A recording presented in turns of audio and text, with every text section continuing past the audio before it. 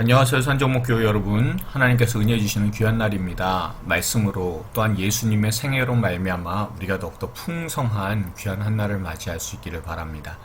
자, 우리가 예수님의 사역에 대해서 연차별 사역을 쭉 진행을 한번 해봤고요.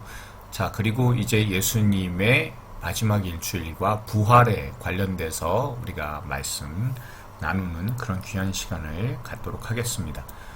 자, 예수님의 사역에 대해서는요, 우리가 늘 말씀을 드립니다. 그쵸? 예수님의 사역에 대해서 말씀을 지금까지 쭉 드렸을 때, 그 전체적인 그런 내용들은 6월절로 구분이 된다라는 것과 그 6월절에 맞춰서 1년차, 2년차, 3년차 이렇게 가실 때 점점 더 예수님의 사역의 범위나 지경이 이제 계획적으로 조금씩 더 많이 넓어지고요. 그리고 점점 더 예수님께서 이 땅에 오신 목적이 분명하게 드러나고 있다라는 사실을 우리가 알 수가 있습니다. 오늘은 그 39번, 40번에 해당하는 마지막 일주일과 네 번째 6월절 그리고 부활에 관련된 내용을 우리가 진행할 겁니다. 자, 예수님의 그 전체적인 연차별 사역의 의미들을 다시 한번 짚고 넘어갈게요. 자, 공생애 이전의 사역은요, 구원자로서의 취임식을 하셨다, 대관식을 하셨다, 그리고 승리자이신 예수 그리스도께서 광야에서 승리하셨다, 그리고 보혈로 승리하시게 될 것이다 라는 게 가나 혼인잔치, 물을 포도주로 만든 기적이라고 말씀드렸습니다. 그리고 공생의 1년차 사역에서는요, 성전 정화부터 시작을 하십니다. 그러니까 온전한 예배를 위해 예수님께서 오셨다라는 것을 말씀을 하고 계시고요. 그리고 치유를 통해서, 사람을 만남으로 통해서 죄사함의 그 치유들을 하시고 제자를 부르시는 것으로서 사람을 세우시는 사역을 감당하셨다는 것입니다.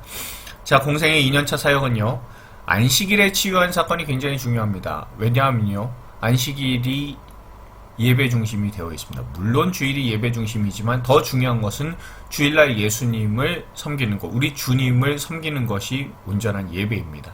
안식일이, 날이 결코 예배의 경배의 대상이 돼서는 안 된다라는 겁니다. 그러니까 올바른 예배를 드리지 못하는 사람들에게 예수님께서 예배에 대해서 말씀하시고, 또한 산상수훈을 통해서 말씀하시는 하나님이시다는 걸 알려주셨고, 치유를 통해서 온전케 하신다라는 것, 결국 사람을 세운다라는 것은 온전케 하시는 그런 부분이다라는 것을 우리에게 알려주시는 내용이기도 하고, 예수님은 올바른 예배, 온전한 예배를 위해서 이 땅에 오셨다, 하나님을 온전히 섬기는 것을 위해서 오셨다라는 것을 우리가 알 수가 있습니다.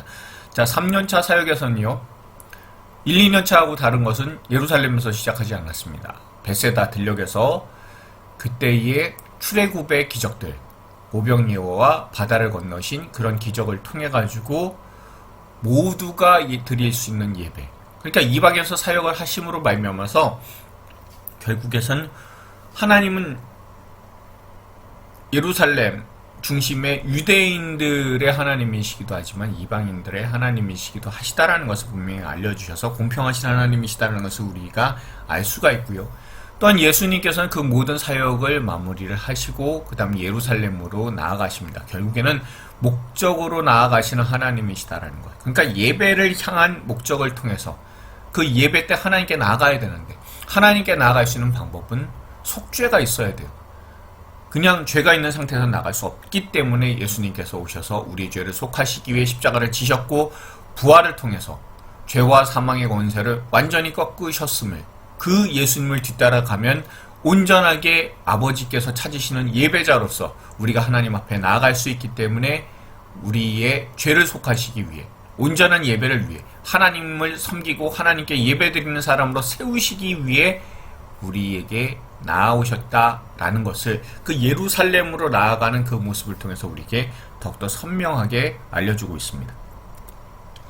자, 지금 현재의 예수님께서 사역하셨던 그랬던 그 예루살렘의 모습입니다. 지금 현재하고는 옛날하고는 많이 다르겠죠, 그렇죠? 그러나 저기 성전산 보시면은 우리가 알 수 있듯이 성전이 있으면 우리가 볼 수 있어요, 그렇죠? 자, 여기 성전이 있습니다. 성전이 있고요. 여기가 감람산입니다. 생각보다 가깝고요. 베다니도 그렇게 멀지 않은 그런 그 거리에 있다라는 것, 그리고 골고다도 생각보다 많이 멀지 않구나라는 것을 우리가 알 수 있습니다. 자, 그리고 세족식이나 마지막 만찬을 한 곳이나 그런 곳으로 알려지고 나중에 성령께서 임하시게 되는 이 마가 다락방도 요 근처에 있다는 것을 우리가 볼 수가 있습니다. 자, 그러면요, 예수님께서 열흘 동안에 어떤 일들이 있으셨나라는 것을 우리가 볼 수가 있는 것이 베다니에 이르셨다라는 것. 그러니까 유다 광야 이쪽을 통해 가지고 예수님께서 이렇게 오셨고 베다니에 이르시게 됐다는 것을 우리가 알 수가 있고요. 그리고 기름 부음 받으심에 대해서는 사실 논란이 조금 있기는 해요. 2번이 있었다 아니면 1번이 있었다 그건 알지 못한다 라는 그런 내용이긴 한데, 우선 요한복음의 기준으로 봤을 때는 예수님께서 그 십자가 달리시기 전 엿새 전에 그때 기름 부음 받으신 것으로서 나오고 있습니다. 근데 공관복음은 수요일쯤에, 그러니까 논란이 모두 다 끝나고 그때 기름 부음 받으신 것으로서 그렇게 기록이 되어 있거든요. 그러면 장사라는 것이 굉장히 중요하기 때문에 수요일날, 그러니까 논란이 다 끝나고 그때부터 장사 준비가 돼서, 그래서 예수님께서 이제 십자가의 그 길을 본격적으로 가셨다라고 구성을 할 수도 있고, 사실은 금요일날이나 수요일날 한 번 더 그렇게 일어났은 난 사건일 수도 있기도 하고 그렇습니다. 그거는 뭐 우리가 천국 가면은 예수님께서도 잘 알려주시겠죠. 자, 그리고 주일날 예루살렘에 입성을 하시게 돼요. 자, 그리고 월요일날은 성전 청결, 성전 정화의 사건이 있었습니다. 그리고 화요일날은 논쟁들이 있었습니다. 굉장히 중요한 논쟁들이 벌어지게 됩니다. 자, 수요일날은 베다니 쪽으로 다시 가시죠. 그러니까 여러분들 이제 보셔야 되는 게 성전에서 베다니까지의 거리가 얼마 안 돼요. 그 거리가 그렇게 멀지 않기 때문에 대략적으로는 한 뭐 걸어서 2km 정도 된다, 2km가 안 된다 이렇게 말씀들은 보통들 이제 갔다 오신 분들은, 성지순례를 갔다 오신 분들은 말씀을 하시는데, 근데 어쨌든 예수님께서 이렇게 가시게 되면 그러면 여기서 이동하는 데 있어서 그렇게 크게 멀지는 않습니다. 그러니까 그렇게 가까운 그런 거리에 있는 곳으로 예수님께서 이제 업무라 그러니까 좀 그렇죠. 사역을 마치시고 그리고 베다니에 가셔서 하셨다가 이제 아침 일찍이 또 성전으로 오시고 그렇게 됐었던 것으로 보입니다. 자, 그러면 제가 말씀드린 것처럼 저렇게 성전에서 베다니까지 이렇게 왔다 갔다 하시는 그 매일같이 그렇게 마치 이제 출근하시는 것처럼 그렇게 사역을 위해서 매일같이 움직이셨다는 것을 우리가 알 수 있고요. 또한 목요일날 같은 경우는 세조 성찬 기도를 그때 하신 거니까 저 마가다락방 그 위층방에서 이렇게 아마도 마지막 만찬을 하시고 진행하시지 않으셨을까라고 생각하고요. 그리고 나서 여기서 나오셔서 겟세마네 쪽으로 가시게 되죠. 겟세마네 쪽으로 가시게 되는 그런 경로는 아마도 기드론 시내 저쪽을 통해서 이렇게 올라가신 걸로 보입니다.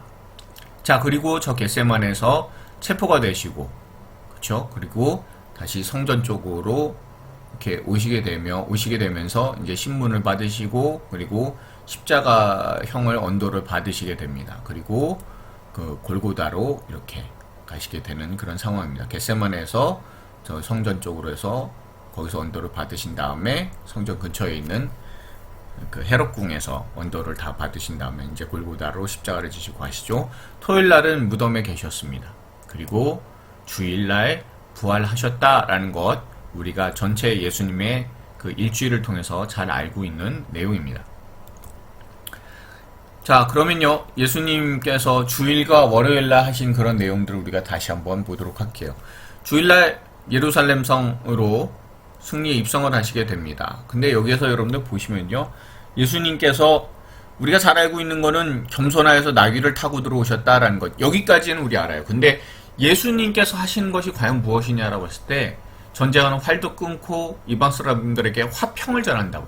예수님께서 오시는 것은 그 당시 유다 사람들이 생각을 했었던 다윗과 같이 전쟁을 통해서 이 세상을 정복하고 그리고 이스라엘의 대적들을 다 쳐부수는 어떤 파괴하고 정복하는 그런 왕으로서 오시는 것이 아니라 평화의 왕으로서 오신다라는 것. 그러니까 타신 것이 나귀다라는 것은 단순한 겸손이 아니라 정복자로서 말 타고 들어오시지 않으시는 거예요. 그러니까 나귀라는 짐승 자체가 평화라는 것을 의미를 한다는 겁니다. 예수님께서 만약에 유대인들의 바램대로 자신들을 억압하던 그런 모든 것들을 정복하면서 오시는 왕이었다라고 한다면 예수님께서는 군마를 타고 오셔야 됩니다. 근데 나귀를 타시잖아요. 나귀를 타신다는 것, 그것은 예수님께서 화평 때문에, 평화 때문에, 하나님과의 평화를 위해서, 우리가 죄를 지음으로 말미암아 하나님과의 평화의 관계가 깨져버렸잖아요. 샬롬의 관계가 깨졌습니다.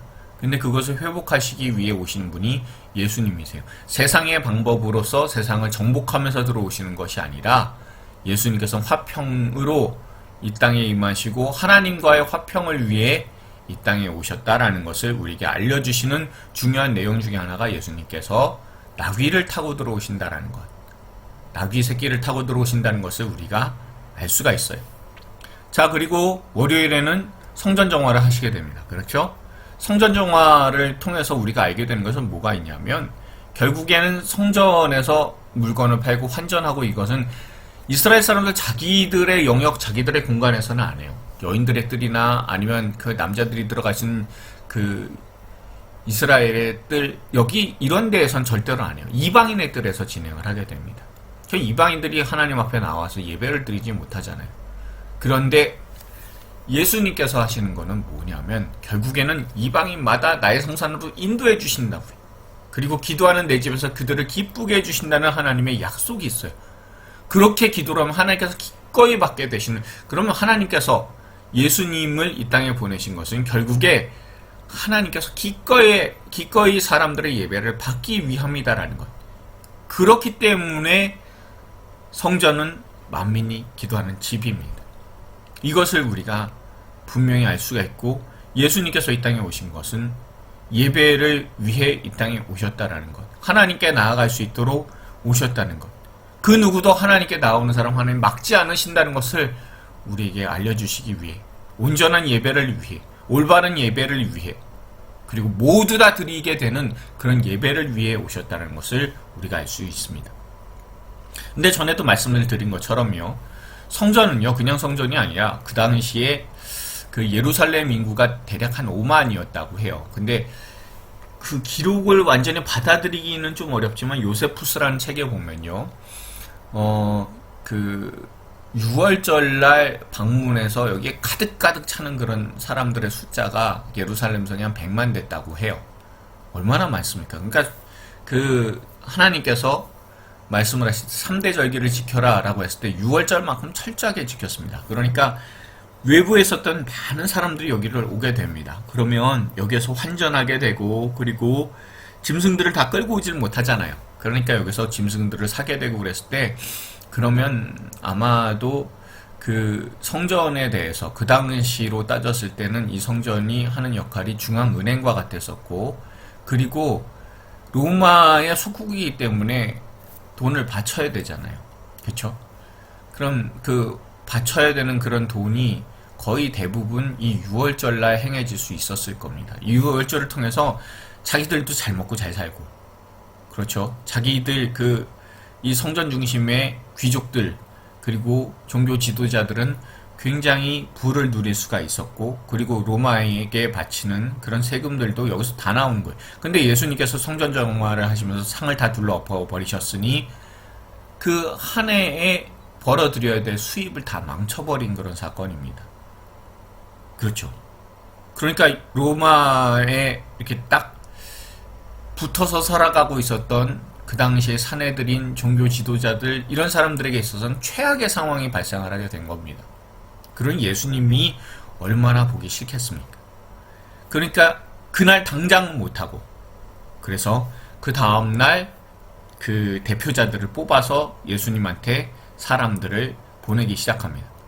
자, 화요일날은 그래서 논쟁하실 수밖에 없어요. 이 사람들이 나와서 예수님께 나와서 무슨 권위력이 있다 이 짓 하는 거야? 라는 것부터 시작을 하게 됩니다. 그리고 세금에 관련된 내용들을 이야기를 하죠. 그렇죠?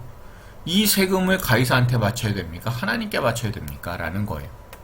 자, 하나님께 바친다라고 한다면 어떻게 됩니까? 그러면 로마 쪽에 가서 이르겠죠. 하나님한테만 바치랍니다.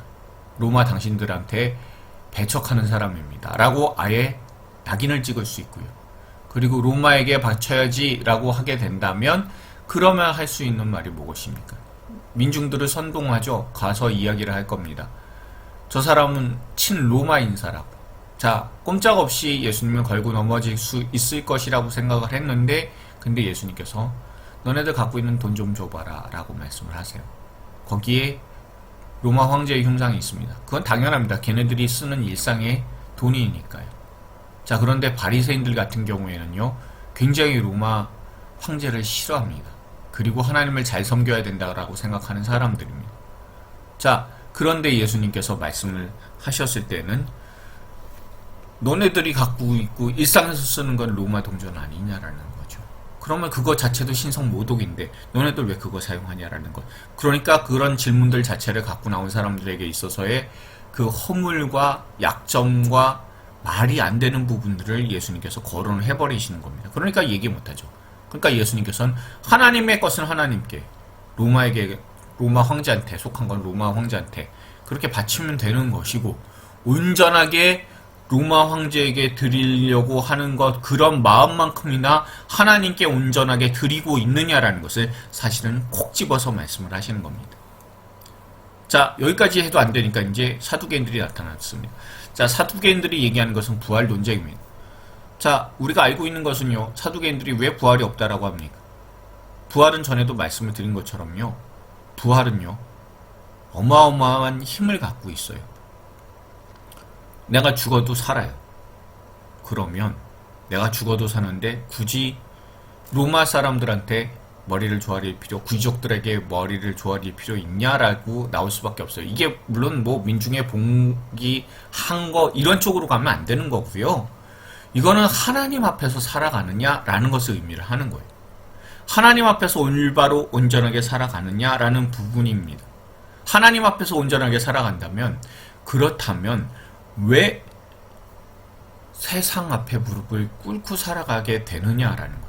하나님 의식하고 하나님 인정하면서 살아가게 된다면, 그러면 하나님께서 말씀하시는 그런 내용에 따라서 살아갈 때 왜 세상에 굴복하면서 살고 로마에 굴복하면서 살아가느냐라는 힘을 줄 수가 있어요. 그렇지 않습니까? 그런데 여러분들 보십시오.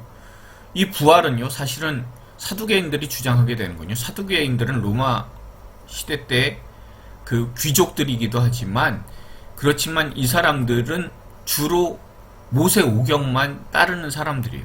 모세오경에선 부활이라는 분명한 모습이 등장하지를 않아요. 그리고 구약에서도 부활이라는 것이 온전하게 나타난 곳이 사실 많지는 않아요. 욥기에서 잠깐 보이고 시편에서 잠깐 나타나고 그런 모습들이 등장을 할 뿐이지, 구약 전체에서는 부활이라는 부분들이 분명한 모습들이 잘 나타나지는 않습니다. 단 예수님께서 오셔서 부활이 있음을 분명히 말씀을 하시고, 부활이 있는 까닭은 두 번째 사망이 있고 또한 하나님의 온전한 심판이 있기 때문에, 예수께서 다시 오시는 날에는 모두가 부활할 것이기 때문에 예수님이 오심으로써 부활이 있다라는 것이 나타나기 때문에, 그렇기 때문에 이 부활에 대해서는요, 구약에 있었던 사람, 예루살렘에 있었던 사람들은 잘 인식하지 못하는 그런 내용이었었어요. 그러나 예수님께서 부활이 있다는 것을 선명하게 말씀을 하셨습니다. 자, 부활이 있어야 되는 그런 근거 중에 하나는요, 또한 유대인들 같은 경우에는 그 부활을 다른 파들은 이제 좀 믿는 이유가 하나 있어요. 왜냐하면요, 이렇게 자기들이 하나님께 열심으로써 살았는데 근데 죽어요. 죽게 되고 나면 그러면 어떤 보상이라는 게 주어지지 않잖아요. 결국에는 자신들이 하나님 앞에서 온전하게 살아갔다고 했는데 근데 부활이 없어요. 그러면 그냥 다 죽고 나면 허무하기 때문에 보상으로서의 부활에 대해서 그 사두개인들 외에는 그 부활에 대해서는 어느 정도 인지를 하고 있었고 그렇게 인정하고 있는 상황입니다. 근데 예수님께서 오셔서 부활에 대해서 뚜렷하게 말씀하시기 전까지는 부활에 대해서 논란이 많은 상황이었던 거나 다름이 없습니다. 그럴 때 예수님께서 부활이 있다라는 것, 영이 있다라는 것 분명하게 말씀을 하시고, 그리고 말씀하시는 것이 무엇입니까? 아브라함과 이삭과 야곱의 하나님. 아브라함과 이삭과 야곱의 하나님이라는 것은 모세오경에서 제일 많이 등장을 합니다. 그러면요, 아브라함과 이삭과 야곱의 하나님, 너네들도 얘기하는 것 아니에요. 그러면 아브라함과 이삭과 야곱 지금 다 죽었는데 그럼 하나님 죽은 자의 하나님이시냐, 산 자의 하나님 아니시냐. 그러니까 부활의 논쟁이라는 게 사두개인들이 더 이상 주장 자체를 못하는 겁니다. 자, 이제 계명 논쟁이죠. 사실 논쟁이라기보다는요, 또 어느 정도까지는 이제 우리가 알 수 있는 것은 여러 가지 계명 중에서 무엇이 제일 중요하냐. 이거는 그 당시 그 유대인들이 갖고 있었던 가장 큰 질문이기도 했었어요. 그랬을 때 예수님께서 선명하게 말씀을 하시죠. 하나님을 사랑하고 모든 것을 다해 목숨까지도 다 해서 사랑하고 그만큼 또한 이웃을 사랑하라 라고 말씀을 하세요. 그것이 바로 모든 주어진 계명. 그 당시에 제가 전에도 말씀드린 것처럼 613가지에 해야 한다, 하지 말아야 된다, 그런 내용들에 관련된 것, 그 모든 것들이 다 이 율법을 하나님께서 주신 그 원래의 그 정신 안에 다 들어가 있다고 말씀을 하시는 겁니다. 자, 그리고 나서 나타나는 것이 이제 자손 논쟁입니다. 그러니까 자손 논쟁은 뭐냐면은 결국엔 그 메시아가 다윗의 후손이냐라는 거죠. 아니요, 메시아는 다윗의 후손이 아니죠. 원래는 혈통에서 나온다라고 하지만 본래는 그거보다 더 크신 분이 메시아시죠. 그렇죠? 그 부분에 대해서 예수님께서 말씀하신 것은 무엇입니까? 혈통에 얽매여 있는 그런 유대교가 아니라는 겁니다.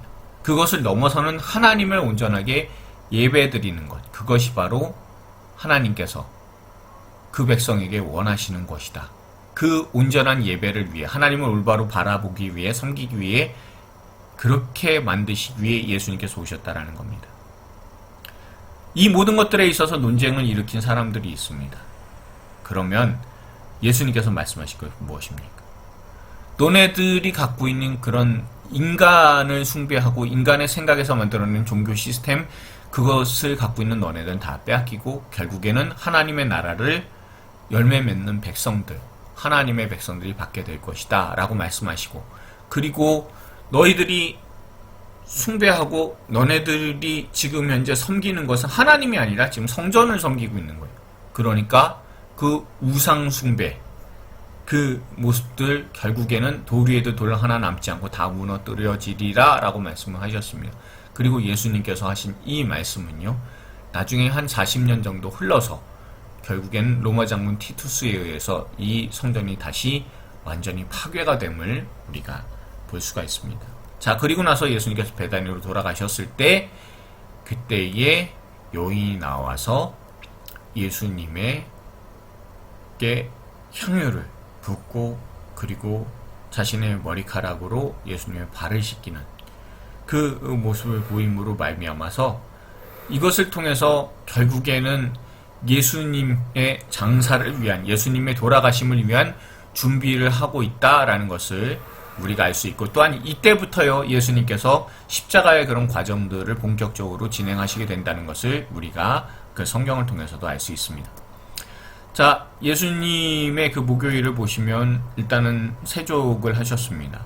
자, 이 모습을 통해서 예수님께서 먼저 본을 보이시는 모습을 보여주셨고요. 그리고 마지막 만찬을 하시면서 많은 사람들에게, 그 제자들에게 이제 유월절 식사를 한번 차려주세요. 이제 상 차려주시는 거예요. 그동안 예수님께서 밥상 차려주신 적 없으실 겁니다. 근데 예수님께서 이렇게 만찬을 통해서 결국에 하나님의 나라에서 먼저 하나님의 나라에 들어가서 먹게 될 이 만찬, 이 내용을, 천국의 밥상을 이 땅에서 차려주셨어요. 그것을 미리 경험하게 해주셨습니다. 그리고 이것을 경험할 수 있는 것, 천국에서의 식탁 공동체를 경험할 수 있는 것, 예수님을 만나고 예수님과 함께 식사를 할 수 있는 그런 모든 것들을 이 성만찬을 통해서 알려주시고 나를 기념하라 말씀하셨어요. 나를 기념할 때 천국에서의 식사를 이 땅에서 경험하게 되는 것을 분명하게 알 수 있고요. 또한 이 성만찬을 통해서 우리가 깨닫게 되는 것은요, 예수님과 한 상에서 둘러 먹고 마시는 그런 한 자매이고 형제다라는 것을 알려주시는 것이, 그것이 바로 이 성만찬이 갖고 있는 공동체 의식 중의 하나입니다. 그러니까 우리가 성만찬이라는 것, 우리가 그 성만찬을 이렇게 하게 되면, 성찬식을 하게 되면 그냥 단순한 그런 예식이다라고 생각하지 마시고요. 이것을 통해서 우리가 예수 그리스도의 살과 피를 나눈 한 형제고 한 자매, 그러니까 영적인 가족이다라는 것을 우리가 알 수 있고요. 그리고 우리가 천국에 올라가면 이런 귀한 식사를 예수님의 살과 피로 말미암아서 이렇게 귀한 식사를 하게 되는구나라는 그런 천국에서의 그런 식탁 교제, 그것이 이루어지게 된다는 것을 미리 경험하게 하는 것이 바로 이 성만찬이 갖고 있는 중요한 정신이고 중요한 내용이다라는 것을 여러분들 기억하실 수 있길 바랍니다. 자, 이것이 다 끝나고 나서 예수님께서는 겟세마네 동산에 올라가셔서 기도를 하셨습니다.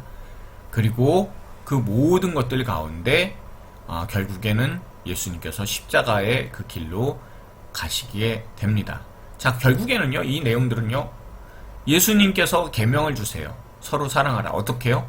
내가 너희를 섬긴 것처럼, 하나님이 사람을 섬긴 것처럼, 그리고 너희도 서로 사랑하라 라는 겁니다. 그리고 성만찬을 통해서 나를 기념하라. 예수님과 함께 성만찬하는 바로 그 자리가 예수님께서 함께 우리와 계시고, 그리고 천국에서 우리와 함께 식사하시는 그런 내용이다라는 것을 우리에게 알려주시고요. 예수님이 하나님께 기도드림으로써 아버지의 뜻에 순종하시는 모습을 우리가 볼 수가 있습니다. 바로 그리고 나서 예수님께서 이제 유다의 배신의 입맞춤으로 그렇게 많은 그 사람들에게 잡혀서 이제 체포돼서 그래서 이제 나아가시게 되죠. 그리고 빌라도 앞에서 사람들이 고발을 합니다. 고발을 할 때 뭐 서로 증거도 맞지 않고, 그리고 이 밤에 야간 재판이라는 것은 사실 없어요. 야간 재판이라는 게 불가능한데, 예수님을 이렇게 세운 것은 자기들의 이제 불법 재판인데, 근데 세울 수 있는 근거가 하나 있기는 해요. 그게 바로 로마에 대해서, 거기에 대해서 반역죄일 때는 세울 수 있었다고요. 그러니까 예수님을 반역죄로 세워서 로마의 형인 십자가형을 하게 하려는 그런 분명한 이 종교 지도자들의 계획이 있었습니다. 자, 그리고 나서 예수님께서 십자가에 달리시게 됩니다. 예수님께서 십자가에 달리심으로 말미암아 하나님의 정의가, 하나님의 뜻이 실현이 됩니다. 자, 이에 관련돼서는요, 우리가 잘 아는 성경 구절이 있어요. 자, 보시면요, 신명기 21장 23절을 보면요, 그 나무에 달린 자는 모두가 다 하나님께 저주를 받았다 라고 해요. 그러니까 예수님께서 십자가 달리신 거는 하나님께서 저주를 하셨다. 그러니까 사람들의, 하나님께서 이제 죄를 지은 사람들을 향한 하나님의 저주죠. 그렇죠? 그것을 예수님께서 몸소 다 받으셨다라는 그런 의미고요. 그리고 예수님께서 십자가에 달려서 돌아가셨을 때, 그때에 이제 하루 만에 죽지 않는 사람들이 있어요. 그런 사람들, 여러분들 그 십자가에 달리면요, 말씀을 전에 드린 적도 있지만, 뭐 세 지점에 의해서 사람이 이렇게 있게 되면 그런 몸이 처져요. 그래서 그 장기가 결국 심장을 압박해서 심장 마비로 죽게 됩니다. 그럴 때 안 죽은 사람들은요, 무릎뼈를 부셔요. 무릎뼈를 부셔서, 그래서 몸이 완전히 처져서, 그래서 그 심장 마비에 걸리게 하는 그런 상황이 있는데, 근데 그것을 위해서 무릎뼈를 부시지 않게끔 그렇게 한 것은 결국에는 그 뼈를 하나도 꺾지 않아서 6월절의 모든 율례대로 지킬 것이며 라고 되어 있습니다. 그러니까 예수님께서 돌아가신 그 모습은 하나님의 저주를 대신 모두 다 몸소 받으셨지만, 그렇지만 6월절 어린 양으로서 돌아가셨다는 것을 우리에게 알려주시는 것이고요. 또한 우리가 잘 아는 이사야서 53장의 말씀을 보시면 거기에 고난받는 여호와의 종이잖아요. 그런데 예수님의 그 십자가의 모든 것은 여호와께서 기뻐하시는 뜻을 성취하시기 위함이다 라는 것을 우리에게 분명하게 알려주고 있습니다. 그러니 예수님께서 십자가에 달려서 돌아가신 것은요, 사람들이 죄를 지어서 그 죄로 말미암아 그 모든 죄와 사망의 저주, 그것을 몸소 지셨다라는 것. 그 몸소 지신 것이 결국에는 그 뼈를 꺾지 아니함이라는 것. 그것이 바로 예수님이 하나님의 어린 양, 세상의 모든 죄를 지고 가는 하나님 어린 양이시다라는 것을 알려줌과 동시에, 그리고 그 모든 것이 여호와께서 기뻐하시는 뜻을 성취하시는 것이었다라는 것을 우리가 이 내용을 통해서 잘 알 수가 있게 됩니다. 자, 그리고 우리가 한 가지 더 이제 보면 예수님의 그 일주일 동안의 그런 동선에 대해서, 아까 이제 전체적인 이제 사진을 보시고 예수님의 동선은 대충 봤는데, 그 지도 보시면서, 그리고 예수님 부활하신 이후의 행적에 대해서도 전체 지도를 보시면서 파악을 하시는 게 조금 더 도움이 되실 것 같아서 한번 확인을 한번 해보도록 할게요. 자, 우선은요, 그 예수님의 그 모습이 마가 다락방에서요, 그쵸? 여기서 이제 그 세족하시고, 그 다음에 그 성찬식 하신 다음에 그 다음에 겟세마네 동산으로 가셨어요. 근데 겟세마네 동산에서 체포가 되시잖아요. 체포가 돼서 그래서 이렇게 오게 됩니다. 가야바의 집으로 오게 돼요. 자, 가야바는 그 당시의 대제사장은 아닙니다. 그렇지만 종교적으로, 정치적으로 실세입니다. 자, 여기에서 예수님께서 이제 신문을 받게 되시죠. 자, 신문을 받게 되고, 아마도 여기에서요, 사내들인 공회원들이 모였을 겁니다. 자, 사내들인 공회원들이 사형이나 이런 중요한 내용들을, 정책을 진행을 하려면 3분의 1만 모이면 돼요. 총 70명 가운데 이제 3분의 1 플러스 그리고 대제사장만 있으면 되는 겁니다. 그래서 예수님에 대해서 죽이자라는 것, 죽여야 된다라는 것, 분명히 언도가 내려졌을 겁니다. 자, 그리고 나서 예수님을 1차적으로는 당시 헤롯궁에, 그러니까 그 빌라도 같은 경우에는요, 6월절 같은 그런 명절에 헤롯궁에 이렇게 와 있었을 것으로 추정이 돼요. 자, 그러다가 얘기를 들어보니까 이건 로마하고는 상관없는 지네들 얘기거든요. 그러니까 당시에 있었던 헤롯, 분봉하는 헤롯한테 가서 예수님을 보내버립니다. 자, 예수님을 보냈더니, 그랬더니 여기서는 조롱만 하고 아무것도 안 하니까 무슨 신기한 기적이나 나타나려나 그랬더니 없어요. 그러니까 다시 빌라도한테 보내죠. 자, 빌라도는 예수님에 대해서 그러면 십자가형에 처해라, 너네들 마음대로 해라 라고 해서 예수님이 십자가를 이제 지고 가시게 돼요. 아마도 체포될 때의 그런 상황은 그 새벽이었을 거예요. 새벽인데 아주 깊은 새벽이요. 새벽 4시쯤? 그쯤 되었을 것 같아요. 그쯤으로 추정을 해요. 그리고 나서, 그러니까 밤에 이렇게 계속 신문을 받고 십자가형 나올 때까지는 계속해서 새벽인 거예요. 그러면 이른 아침에 예수님께서 십자가를 지고 가시는 상황을 발견을 하게 됩니다. 그러니까 여기에서 살고 있었던 6월절을 지내고자 왔었던 그런 사람들은요, 예수님의 십자가형에 대해서 반대하거나 그렇게 할 수 있는 그런 상황들은 아닌 거예요. 결국 십자가지를 지고 가는 걸로 봤을 때 사람들은 모두 다 예수님에 대해서 반역죄다, 로마에 그래서 잡혔다, 아이고 아까운 분 하나 가는구나 라고 생각했을 가능성이 가장 높습니다. 그리고 십자가형으로 골고다에 예수님 저렇게 가시게 되고요. 그리고 무덤에 장사되시게 됩니다. 자, 예수님께서 십자가 달려서 돌아가실 때가 오후 3시쯤입니다. 이때가 6월절 양 잡는 시간이라고 말씀을 드렸습니다. 자, 6월절 양 잡는 시간에 예수님께서 돌아가셨다. 예수님이 바로 6월절의 어린 양, 세상 모든 죄를 지고 가는 어린 양의 모습이셨다라는 것을 분명히 알려주고 있는 그런 내용이기도 해요.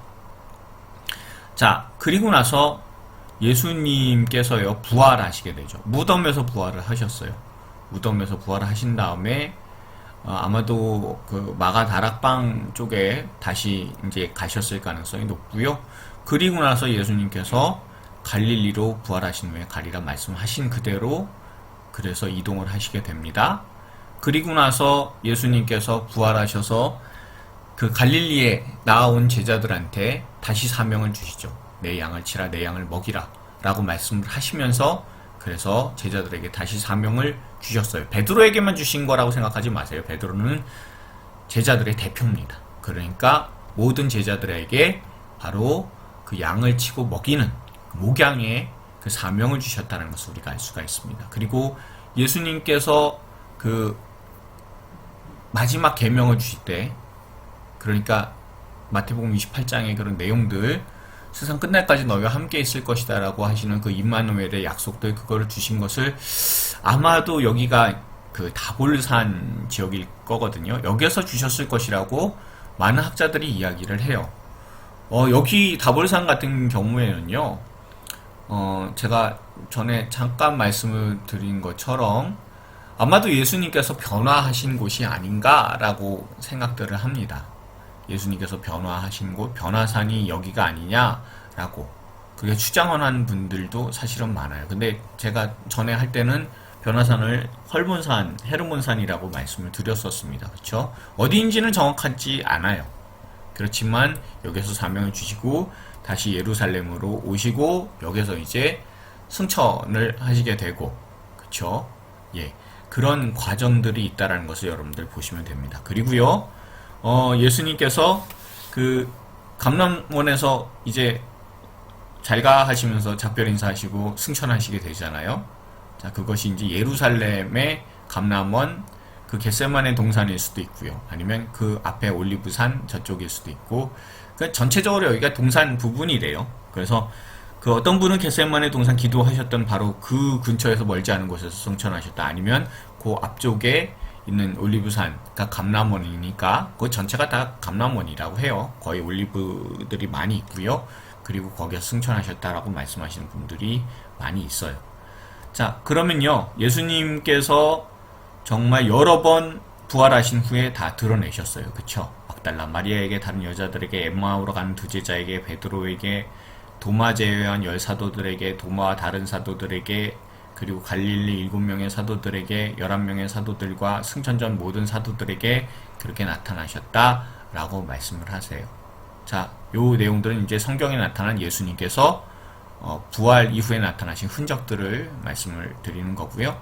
그리고 이제 예수님께서 그 부활하신 것에 대해서 내용들을 우리가 의의를 좀 보게 되면요, 역사적 증거로서의 부활이 있습니다. 예수님께서 부활을 안 하셨는데 어떻게 명령을 주십니까? 제자들은요, 또한 십자가 달리시고 체포되신 예수님을 내버려두고 다 도망갔었던 사람들입니다. 근데 그 사람들이 죽음을 무릅쓰고 어떻게 부활하신 예수님을 증거할 수 있겠습니까? 그러니 부활하셨다는 거죠. 그리고 예수님이 부활하신 것을 본 목격자들이 많이 있습니다. 조금 전에 보여드렸었던 바로 그 내용들이 여기 하고요. 그리고 로마의 조작이 있어요. 마태복음 보면 나오잖아요. 제자들이 몰래 시체를 도굴해 갔다고요. 부활 안 했는데 왜 로마가 조작을 하겠습니까? 그 내용들이 있음을 보면서 역사적 증거로서 예수님이 부활하셨다라는 것을 알려주는 것이다 라는 것을 우리가 알 수 있고요. 또한 사회적 증거로서의 부활입니다. 자, 사두개인들은 부활을 부인했습니다. 그런데 부활이라는 것을 분명히 증거하고 나타났다라는 것은, 그것은 사람들에게 있어서 부활이 확실하게 있기 때문에, 그 당시 사두개인들은 귀족이라는 것, 지도층이라는 것을 여러분 기억하시면 돼요. 그 지도층에 대해서 부활하신 예수님을 증거한다? 이건 보통 사건이 아니다라는 겁니다. 그리고 또한 여인들의 증언이 있어요. 여러분, 여인들의 증언은요, 제가 전에도 잠깐 드린 적이 있지만, 법정에서 여인들이 증언하는 경우는 없습니다. 정증인이 없을 때 여인들을 그때 써요. 그 당시 그만큼 여인들의 그 증거는 효력이 없을 만큼 여인들의 지위가 낮았었습니다. 그런데 여인들이 증언을 해요. 그거는 있을 수 없는 일이죠. 야, 어떻게 여자가 증언하는 거를 믿어? 그 당시 생각입니다. 근데 여인들이 증언하게 만든다라는 것은 부활을 분명히 예수님께서 하셨다는 것을 입증하는 또 다른 내용이기도 해요. 그리고 여러분, 나사로가 죽었다 살았잖아요. 근데 나사로 죽이려고 하는 이유가 뭡니까? 부활이 있기 때문입니다. 그렇죠? 예수님 부활하신 것, 그 부분에 대해서 나사로도 죽이려고 했었다라는 것이 우리가 요한복음에서 알 수 있다는 것은 결국엔 예수님께서 살아나셨다라는 그런 증거다라는 것을 우리가 알 수가 있어요. 자, 신학적 증거로서의 부활은 무엇입니까? 예수님 죽으셨어요. 우리 죄를 다 안고 죽으셨는데, 다 십자가에 지고 우리의 모든 죄를 지고 죽으셨는데 예수님께서 부활을 안 하셨습니다. 그러면 무슨 의미냐면 우리 죄를 다 지고 돌아가신 것까지는 논리적으로는 가능해요. 그런데 예수님이 부활하지 않으시면 예수님이 죄 있으신 분이 돼요. 죄의 삭은 사망이기 때문에 그렇습니다. 근데 예수님께서 부활하셨다? 그분이 바로 죄 없으신 분이시고요. 세상의 죄의 영향을 받지 않은, 죄가 없는 존재는 없습니다. 근데 부활을 하셨으니까 예수님은 곧 하나님이시다, 전능하신 분이시다라는 것이 나타나는 겁니다. 사망을 꺾을 수 있는 하나님. 그리고 신학적 증거로서의 부활, 예수님께서 본인이 말씀하셨잖아요. 본인이 십자가에 죽게 될 것이다. 그것은 누구나 다 이야기할 수 있어요. 그쵸? 로마한테 미운 짓 해가지고 나 결국에 죽게 될 거야. 그 이야기는 나도 할 수 있어요. 저도 할 수 있습니다. 그러나 내가 부활할 것이다. 그건 불가능하잖아요. 인간적으로요. 내가 부활할 거야 라고 말을 해요. 그럼 말을 할 수 있어요. 근데 부활을 사실상 하는 사람이 없잖아요. 그렇지 않습니까? 근데 본인이 십자가 달려서 죽을 것이다 라고 말씀하시고 사흘 만에 일어날 것이다 라고, 부활할 것이다 라고 말씀하셔서 그대로 말씀을 하신 대로 이루어지게 됐어요. 그러면 그 말씀을 하신 내용, 그게 성경에 들어와 있잖아요. 그러면 성경은 그 말씀이 진리예요. 그러면 그 모든 내용들을 다 믿을 수 있는 거죠. 가장 믿지 못할 내용이 뭡니까? 내가 죽고 내가 부활할 거야. 그 내용만큼 믿을 수 없는 게 어디 있어요? 근데 실제로 그 일이 일어났어요. 그리고 그것을 성경이 증언해요. 그럼 성경은 가장 확실한 하나님의 말씀이다라는 것을 우리가 알 수 있어요.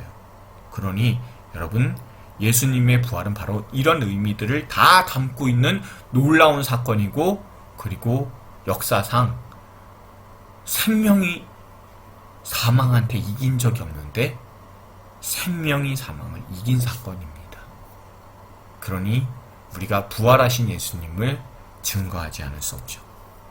예수님이 하나님의 아들이시고 구원주시다라는 것, 성경이 우리에게 알려주고 있는 내용이고요. 그러니 나가서 이 복음, 죄와 사망을 이기신 이 복음, 그 예수 그리스도를 전파하라 라는 것이 바로 이 부활이 갖고 있는 최고의 의미다라는 것을 우리가 알 수가 있습니다. 자, 이렇게 예수님의 생애에 대해서 쭉 우리가 한번 돌아보게 되었습니다.